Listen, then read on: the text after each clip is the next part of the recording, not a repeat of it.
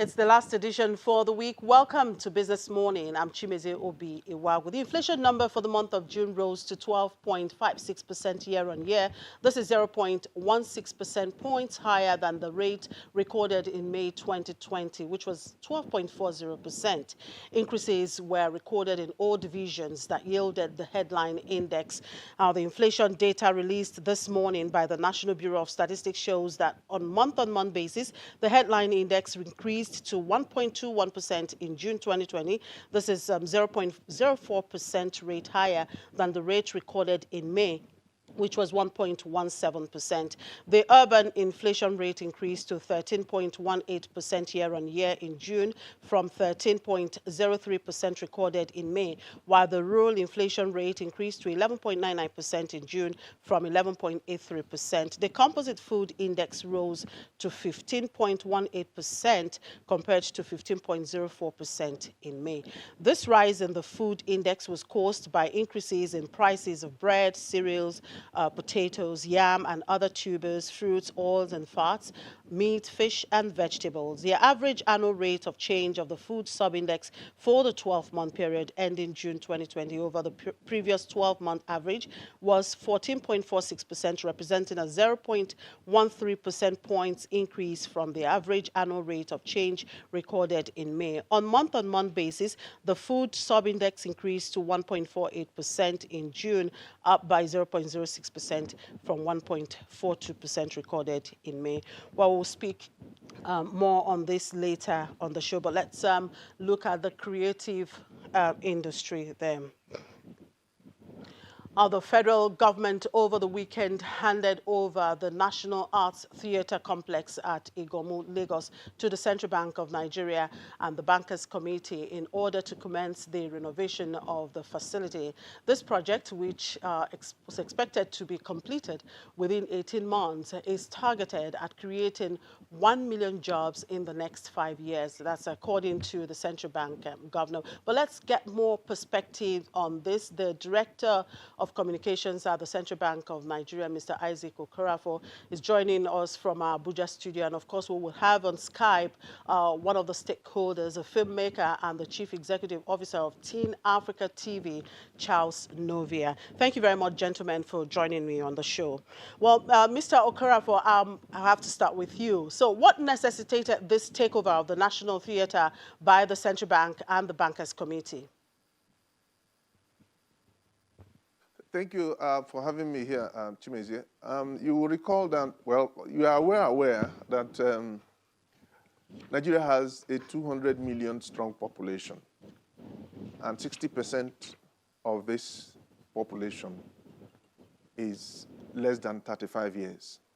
That is to say, we are dominated, our population is still dominated by youths. And the Creative Industry Financing Initiative is a strategy that seeks to mobilize these youths for economic growth and development. It's a strategy that seeks to galvanize and unleash the creative energies of youths and then try to use that to exploit and explore some of the greatest comparative advantages that we have vis-a-vis the rest of the world. In movie, in in music, in fashion, and in IT software building. And so the Bankers Committee, under the leadership of the Governor of the Central Bank of Nigeria, Mr. Godwin Emefiele, devised this strategy to be able to finance these youths and give them the opportunity to be able to contribute directly to economic growth and job creation. So the National Art Theatre and its eventual handover to the bank and the Bankers Committee last Sunday is just a culmination of efforts at trying to put together this program so that the country can benefit from it. So that's why we are doing that. And to also further extend it, from the profit after tax of all the banks in Nigeria, we have set up a fund worth 25 billion naira that will be used to finance not just the youths themselves, but also to provide the kind of environment at the National Art Theatre and across the country that will bring youths and provide them the kind of platform to be able to do their jobs, do their creativity, contribute to that will make this country stand out. You know that we already made waves in movie in Africa and across the world and in music. And so this is the time to explore these advantages and use them to the advantage of the benefit of the country. Mr. Okafor, just hold your thoughts there, Mr. Okorafor. Now, Mr. Novia, for you as a stakeholder, what do you make of the whole initiative? Right. First of all, thank you very much for having me. I would like to commend the Central Bank and the Bankers Committee for this initiative. It is welcome, very, very welcome. We have seen if I use the word, a deluge or an influx of investments in the creative sector in the past 4 or 5 years by the financial institutions. And this is very, very, commendable.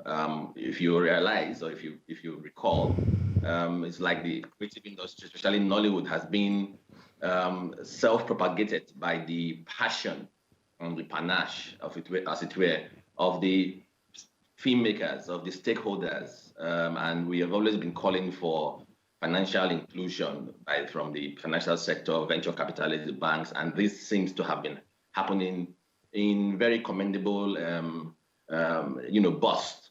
For this Central Bank Bankers Committee investment into creating a creative hub at the National Theatre, I think the whole industry welcomes it in the sense that it will create the number of jobs that the CBN has, the propagators, have already put out there. But it's also, we need something like a symbolic hub, a symbolic place where aspects of the creative industry, the movie industry, the music, the fashion, the IT, would gather. We don't have that. I mean, America, if you keep using America, they have Silicon Valley. Bollywood they have their own structure, but we don't have that. So National Theatre is supposed to actually be a totemic, as it were, something very symbolic for us. And we will like that. We appreciate that. I think the little bit of misgivings might just be, we want to know more about it as stakeholders. There's a little bit of rumbling going on that the aspects of what it's all going to be has not been, there's been no stakeholder Mr. interaction Novia, yes. Since we won. Okay, you're trying to say that there was no stakeholders engagement before the announcement of this initiative? I think there might have been. I know that there was a meeting with the central bank governor sometime last year, which with stakeholders were there, but it was just really it was like a press meeting. It was like announcing it. But I think going forward, there might not have been other engagements, as far as I know, with major stakeholders on how we would have felt, or how we feel that the hub should be. What is it going to be for us? If it's a piece of, there are two things from what I see from the document. There is the refurbishment and the renovation of the National Theatre, which is long overdue, turning it into a beautiful tourist attraction. And we'll have shows and a beautiful, fantastic. We love that. There's also the prime estate part of it, which is building ICT hubs and building a world-class studio for the film and building a music studio and all that, which is beautiful. But is it going to be so expensive at the end of the day for us as stakeholders to be able to afford? Those are the things. What is our input? Those are the things we feel we should have had some interactions more with the committee on that. All right, Mr. Novia, just hold your thoughts there. Let me get back to you, Mr. Okorafor. I'm sure you heard Mr. Novia. How much of stakeholders' engagement went into this? Yes, of course, we couldn't have started this kind of thing without some form of engagement. There have been series of engagements, but there was a very impressive one, a very large one held in Lagos early last year. It was held at the Renaissance Hotel in GRA Ikeja. Stakeholders came together, and even the Minister of Youth and Sports Development was there. The governor was there, the bankers were there, and all that. We of course, engagement is a continuous process. At every level, at every stage in the entire process, there is some form of engagement. And we will be willing to also keep that going. We want to succeed. And we know that without the stakeholders, we cannot succeed. The bankers are there, we are here, and then the musicians, the music people, the artists, and all that, they're also there, and the software people. So we really, it's a continuous thing, and we would be very happy to continue that process. Like what he said, the National Art Theatre, the work that is going on at the National Art Theatre has several stages. The first stage is to ensure that the building itself is put back to what it used to be. That is one of the most symbolic buildings in the world, but not many Nigerians know. We have an auditorium that can take 5,000 people, and then several cinema halls, several auditoriums, and the place is just wasting. That's number one. Now, the job will also involve building that place into a community, a tourist community that will house IT. There will be an IT hub. There will be a music academy. There will be a film academy. There will be a fashion center, such that internationally, when international events are held there again, like it used to be in the 70s and 80s, okay, those who participate there can see the whole of beautiful Nigeria. Okay, Mr. Okorafor, let me come in there, Mr. Okorafor. We have also gone ahead. Mr. Okorafor, I'm sorry to cut in Okay. there. Let me come in there. I know you did mention that the CBN and the Bankers Committee are looking to commit an initial 25 billion naira to this project. Where will this money come from? How do you hope to raise it? The money comes from the 5% of profit after tax of the banks, okay, which has been set aside. It's part of a fund that has been set aside for under the the Agribusiness Small and Medium Enterprise Investment Scheme. So that money will come up from there. And just for your information, we have set out the guidelines already. Those who are engaged in software, they can get a loan of as much as 3 million naira for 3 years maximum. Those who are engaged in music production can get up to 30 million naira for 10 years. Those engaged in movie distribution, actually, can get as much as 500 million naira for 10 years. And none of the maximum interest on all this is 9%. It could be less. And so and recently we have also discovered that most people who do software here do not have university degrees. So we have lowered the standard. Instead of a university degree, if you have a school cert and you can use your creative energy, you can access that loan. And so we try to broaden the base so that more Nigerian youths can get involved in this. Okay, Mr. Okorafor, hold your thoughts there. Mr. Novia, you listen to Mr. Okorafor. What do you have to say to that? You are a filmmaker. What are your expectations going forward from this project? Well, I'm glad to know that there have been meetings with stakeholders, and I'm sure that, like you said, there will be continuous meetings with stakeholders, and we're quite thankful about that. But the far and wide picture of this is that this is a very novel and welcome investment. If you look at what the documents have said, they want to create over 1 million jobs with this, and they want to also, the industry has its own potentials to bring in as much as 22 billion naira annually or more.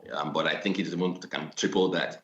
I do think that we have come to an age, especially in Nigeria, where the recognition of talent, the recognition of zest, the recognition of the creative push is being given the right fillip by the investors. If we cannot take our creativity to the next level if there's no financial backing from the financial sector. It's always this: go to Hollywood, go to Bollywood, it's the same. So we thank the bankers for coming into the industry.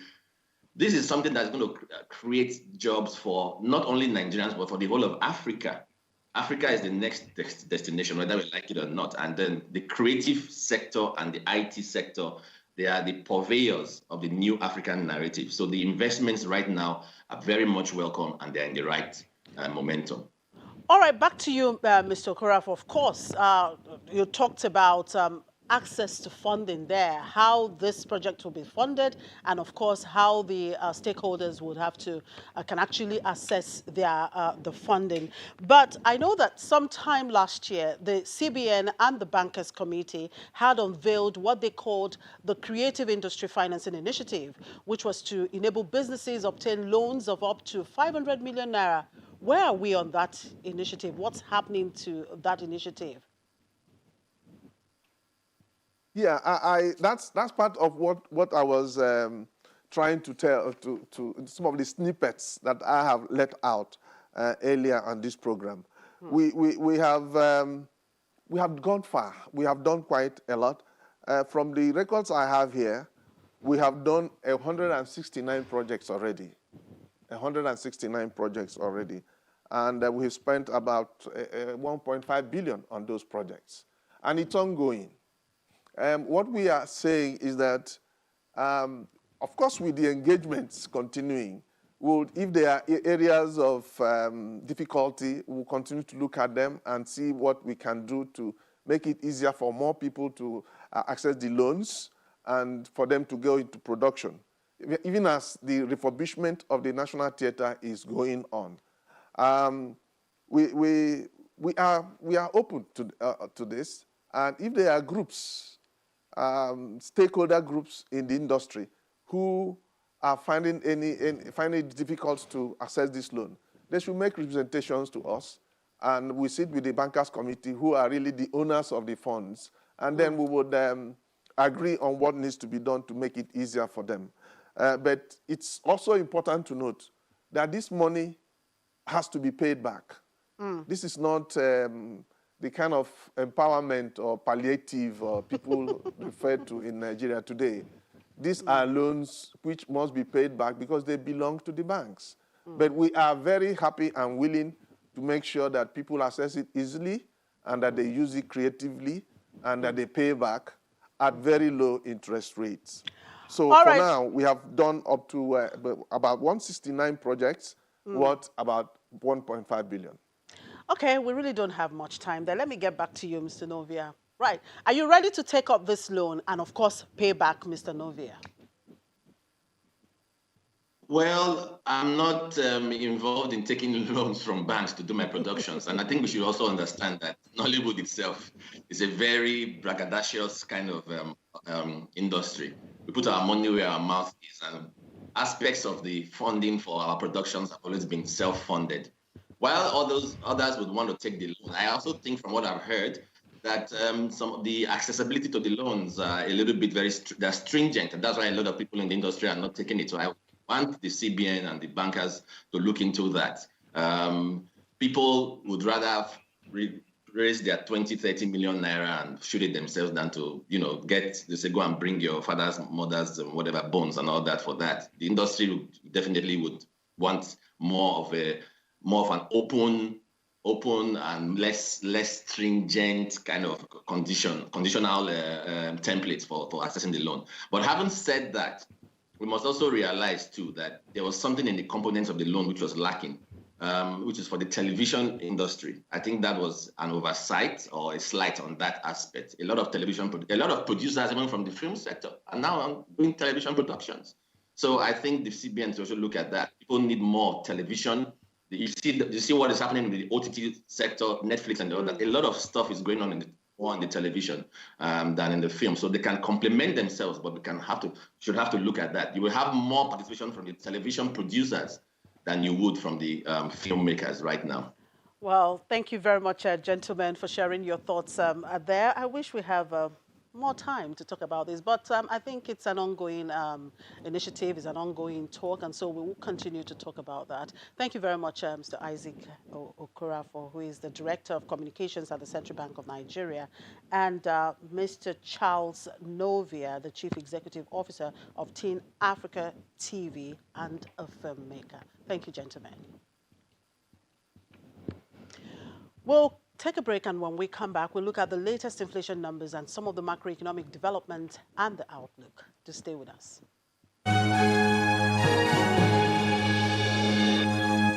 Right, joining me now to look at the latest inflation data and other macroeconomic development is the Assistant Director, Research and Advocacy at the Lagos Chamber of Commerce and Industry, Dr. Matthew Ojo.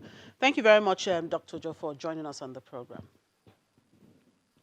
Thank you very much for having me. First, let's get your thoughts on the just released inflation numbers. 12.56% from 12.40% year on year. That's 0.16% higher. That's a lot. Do you see that coming? Yes, if you remember, our last report already made statements that inflation is likely to trend higher in coming months. So it's not surprising that inflation is trending higher than what we had last month. However, you will find out that the major component of this still has to do with food inflation. If you look at the month-on-month sub-index for the food inflation is 1.46 compared to 0.86 for the core inflation. That reduced by 0.02. So food inflation is still the major issue here, and that is what is driving the headline inflation, as you can see. Do you think there's anything that can actually be done to really bring down this food inflation? Because that seemed to be a major challenge here. Well, you see, we also need to look at it. This is the rainy seasons are here. This is also the planting season. Most of the food you have, we are consuming now, many of them were harvested at the last season. That also would have contributed to the increase in price. However, what the government can still do, you can see so many efforts at ensuring that the agricultural sector is well attended to. So long as we produce less than what we consume, and then we don't attend most of the times to post-harvest losses, we find out that you don't have enough of these food items available, and the little that are available, they will be sold at higher prices. That usually causes this seasonal fluctuation in prices. At the onset of the rainy season or planting season, you see prices of food items go up, and then during the harvest season or the dry season, it comes down. So unless and until we are able to control this, chances are that food inflation will impact negatively on inflation and push it higher anytime there's a hike in food prices. All right, now looking at the states profile, we'll see that the states that have the highest inflation number is Bauchi with 15.02%, Sokoto 14.88%, Ebonyi 14.60%. That's year on year. And then when you look at the month on month, it's Bauchi still 1.95%, Sokoto 1.89%, Kogi 1.89%. What do you think? It still boils down to the same fact. You see, these states if you look at NBS report, cereals, the price of cereals, bread, and all that is mentioned. And these states produce a major portion of the cereals we have in this country.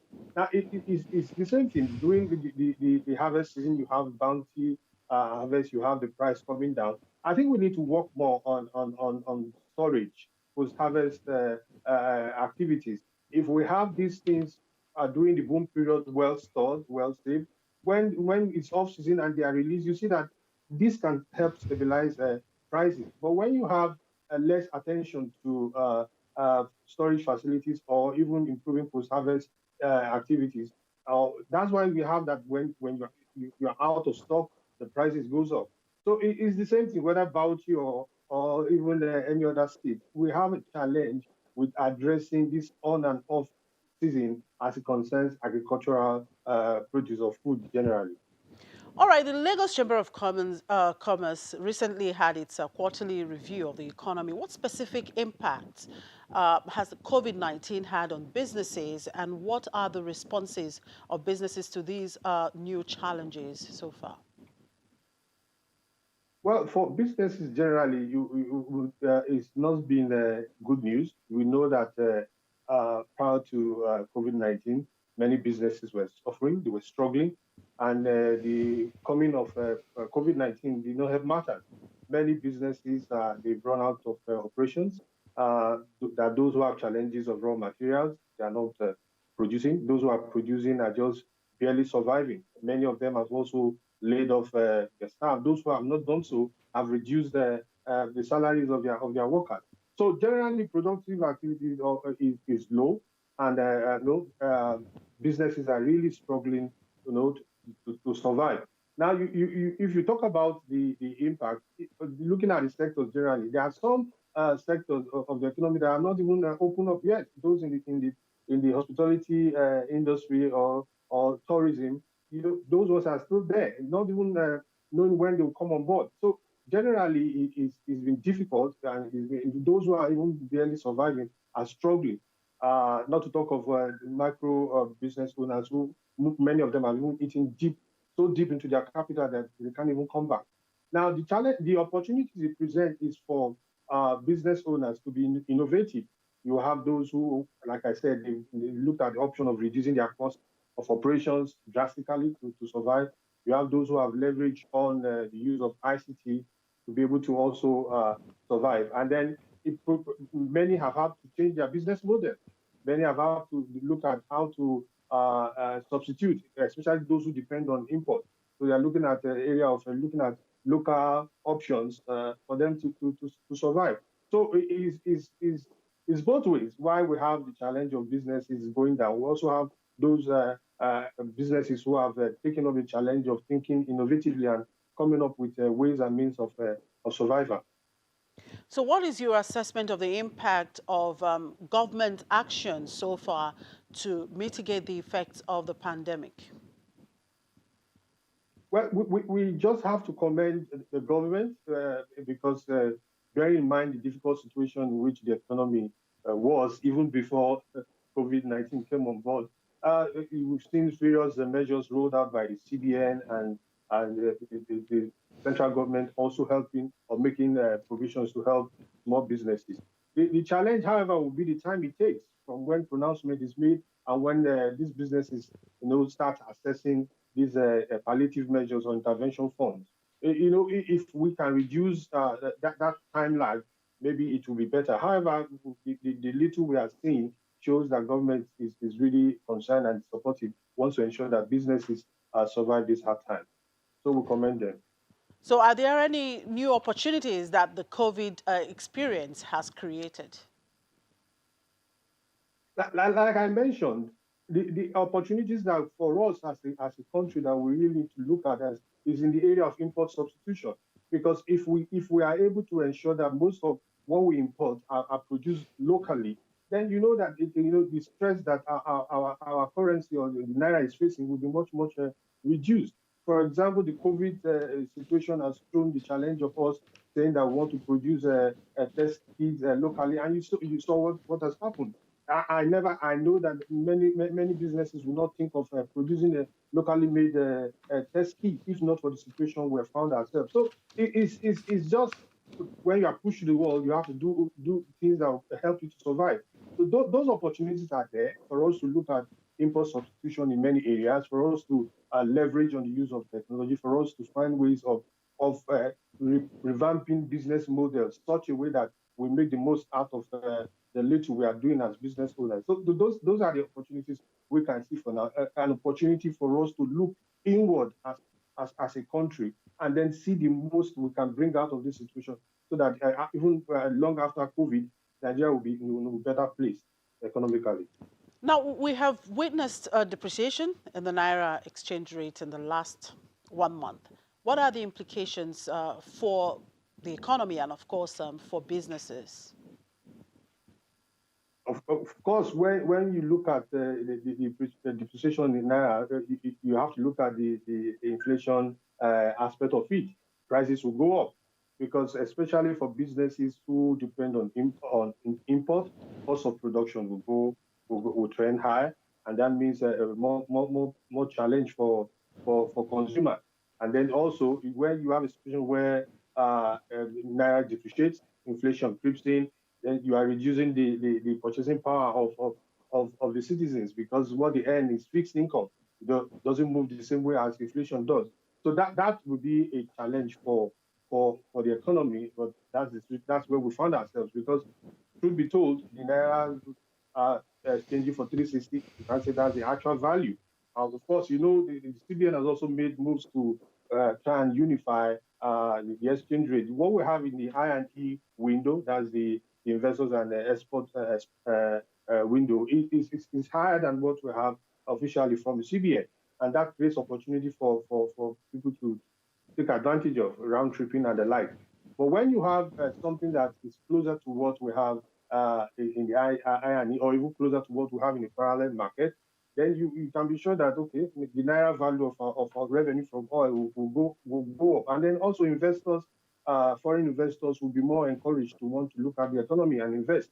We can see the FDI has been plummeting for some time now, because investors don't have confidence in the country where you have all kinds of exchange rates. So it's a two-way thing. When you have such a devaluation, you have cost of production going high, you have inflation and the like. But on the other hand, it's also an opportunity for us to ensure that we have a unified exchange rate that can boost investors' confidence looking at Nigeria, and can also help us to earn, in terms of naira value, more from our oil revenue. All right, so what's the LCCI's position on the issue of cost-reflective tariff for electricity? Well, you see, as a country, one of the major challenges we've had, one of the major challenges we've had is that of power. And if we are not able to address that, many other things won't come into the right place. The current tariff, as has been argued, is just about 60% of what the actual tariff should be like. So government is subsidizing the other 40%. And those who in charge of this power or releasing power are telling us that they can't invest. So we support a situation whereby the tariff is reflective of what people get. However, there's need to ensure that proper metering is done. That also is a teaching problem, where everybody has meter, then they can pay the right price for what they get, and the government can use the money that they have been using to subsidize to develop other sectors. We are in support that people should pay the right price. However, the discos and those concerned to ensure that meters get to people so that you don't charge people for what they are not getting. I'm sure many Nigerians will not mind paying, because if you put it side by side, the cost of generating power yourself compared to the one you get from this disco, it pays you better to get from the disco. But then, if the proper things are not done, proper metering is not done, and then you give people estimated bills and the like, that's where the challenge is. So we are concerned with that area. We just want development in the power sector. It will help our business owners, especially. All right, with the electricity tariff expected to go higher, and of course the issue of the exchange rate, what's your outlook on the inflation numbers in the long to medium term? Well, we see inflation trending higher still in the coming months, because if you look at some of the indicators, the exchange rate most likely, the pressure on the naira is much. Coming from oil and the external reserves also going down. However, when you look at the cost of electricity now, and then what people are spending, like I said earlier, on generating power themselves, I think it's still a safe place for most business owners to land. And then it will go up, inflation will go up, then after some time, it will come down. However, we just keep on see how we can make the best out of the current situation. All right, thank you very much for your time, Dr. Matthew Ojo. Dr. Ojo is the for having me. Assistant Director, Research and Advocacy at the Lagos Chamber of Commerce and Industry. Thank you very much for your time. And the Nigerian Aviation Handling Company PLC has announced a dividend of 30 kobo for every 50 kobo share for the year 2019. The chairman of NACO PLC, Mr. Senide Fadeni, announced this at the 39th annual general meeting in Ikeja, Lagos. Mr. Fadeni says the company is undergoing a transformation plan that will make the business profitable while adding value to shareholders. It's the 39th annual general meeting for one of the leading ground handling companies in Nigeria, the Nigerian Aviation Handling Company PLC. This season calls for social distancing and fewer numbers in any gathering. Rendering accounts is normal for any venture, and it's down to the business of the day. The industry contributed 198.62 billion to GDP as at the end of 2019. Dear shareholders, it is our belief that the board and management, with your support, will grow our revenues, improve our profit margins, set aside a robust reserve as we move into the coming year, and continually meet your expectations. For the 40-year-old company, that is the first Nigerian ground handler to enter into a global alliance and the first in West Africa to achieve the IATA Safety Audit for Ground Operations Certification, 2019 has been favorable for business, and so shareholders have a return on investment. We are therefore proposing a gross dividend of 30 kobo per ordinary share of 50 kobo, each amounting to 487 million to the members for approval. On the financials, NACO recorded a group profit of over 9.9 billion naira in 2019, a 2.3% increase over 2018. The company also grew its profit after tax to over 700 million naira, compared with 196.7 million naira of the previous year. We realized what we did that was good, the investment in our equipment, investment in our people, how we're able to use that to our benefit. What we are doing is not to take any of those mistakes, because they are not COVID related, and bring them into 2020. So I will face 2020 for what 2020 is and get the best out of 2020. While the COVID-19 pandemic rages on with significant impact on aviation businesses, NACO says it's undeterred and will continue to push the envelope. The meeting came to a close with the re-election of the chairman of the board and 2 non-executive directors.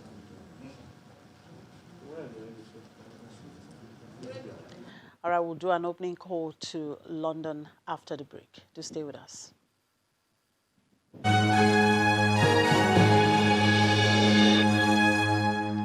And for updates from the streets of London, I'm being joined by Juliana Olainga. Hello, Juliana. Good morning. Well, British Airways has said it will retire all of its Boeing 747s as it suffers from the sharp travel downturn.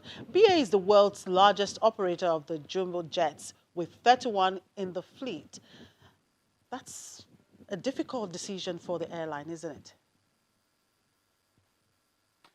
Possibly. Iconically, it could have been a difficult decision, but economically, not at all. I think the British Airways owner, IAG, are pretty happy to be dropping the iconic jumbo 747 jet. As you said, it's pretty made famous by British Airways. They had over 30 in their fleet.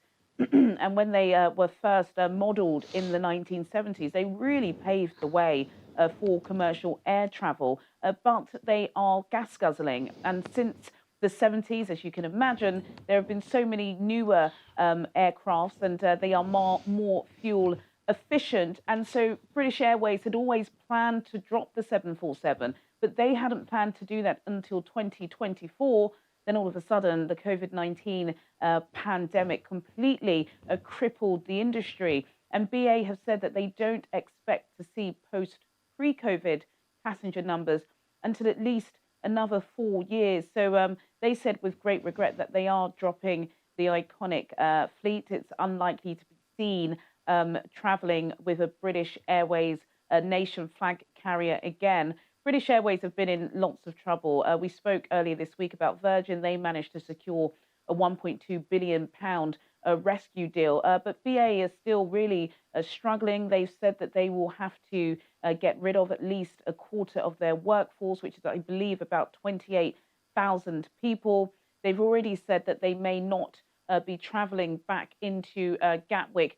And the list goes on and on. There are also discussions about pilots and whether or not they'll be getting rid of about 350 other pilots. And this is even as thousands of their staff remain furloughed. So I believe, Chimezie, as much as it will be a sad and iconic failure or departure, may I say, for plane spotters around the world, for BA and IAG, this is a huge sigh of relief.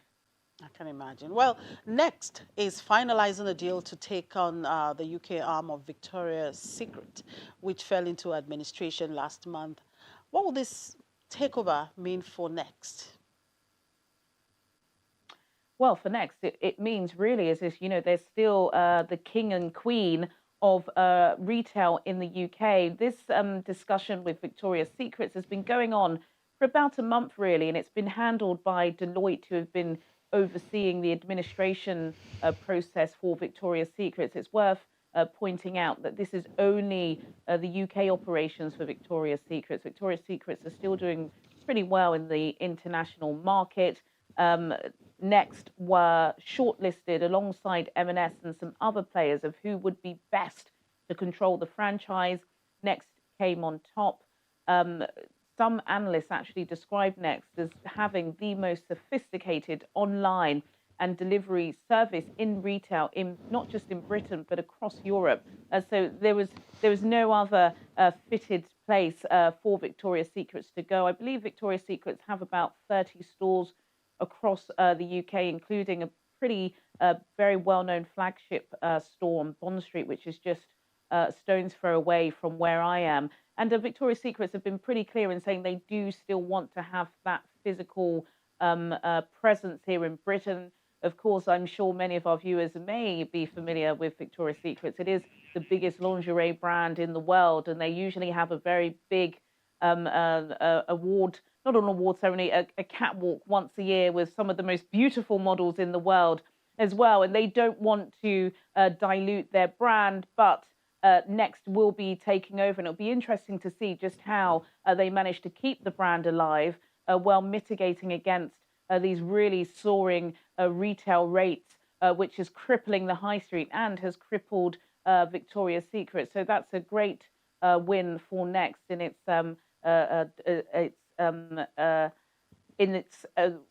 when it wants to take over the dominant scene of retail in the UK. Gosh. Friday morning, forgive me, Jimmy. We'll definitely watch and see what Next does with Victoria's Secret. Anyway, trade unions have accused British gas owner Centrica of forcing employees to accept worse conditions or lose their jobs. How much do we know about the story? Well, Centrica employees are not happy with this story. This is something that we've been seeing throughout the pandemic, a lot of firing to rehire, and this is clearly what seems to be the case with these 20,000 staff. Just a couple of months ago, Centrica said that they were getting rid of 2,000 jobs because they were trying to save money, and now they're in talks with unions trying to just reconsider how they're going to be employing staff in the wake of COVID-19. The energy sector here in Britain is very, very competitive, and British Gas, the Centrica company, they have been really struggling to stay at the top of their game. So they have made this announcement saying that they will be cutting these 20,000 positions if they are unable to come up with some sort of solution where they can keep people in their positions, but perhaps change their working hours. For a lot of engineers that work with British Gas, especially when it comes into the winter period, many of them work overtime. Many of them are doing really long extended hours. And one of the bonuses or benefits that unionists are afraid that they will be cutting will be this extra pay for these working hours. So it's a back and forth conversation, but it's something that has drawn the attention of the opposition Labour Party. They were speaking last week to Chancellor Rishi Sunak, saying that there are concerns that whilst the government are basically bailing out companies, paying their employers for staying at home, the companies are taking advantage of this and rehiring them under worse working conditions. So Centrica is not the only company to be doing this, but there's certainly one of the ones being highlighted this week. And how are the markets opening up this Friday? Well, the markets actually opened a bit higher today. I believe they opened up about 0.5%. It's been a busy week here in the UK. Pretty dull Friday, but of course we had those GDP figures earlier in the week showing that the growth month on month was about 1.8%. Unemployment still remains the same at about 3.9%, and inflation is still very much below the Bank of England's target benchmark of 2%. So we are definitely seeing that Britain could potentially be facing its worst technical recession in 300 years. The government's furlough scheme still keeping people afloat here in Britain, Chimezie, and they're not expecting there to be a flood of unemployment until that comes to an end in October. But if you consider that last month 74,000 people lost their jobs, that's still a significant figure, and it's not yet being reflected in the percentage figures. But we do have the Office for Budget Responsibility, the government's own audit office, saying that they expect unemployment to rise here in Britain from 3.9% to perhaps 13%. So no denying that tough days are coming here in the UK. All right, we'll still have the afternoon show to go by, and we hope to get the intraday numbers from you. Thank you, Juliana.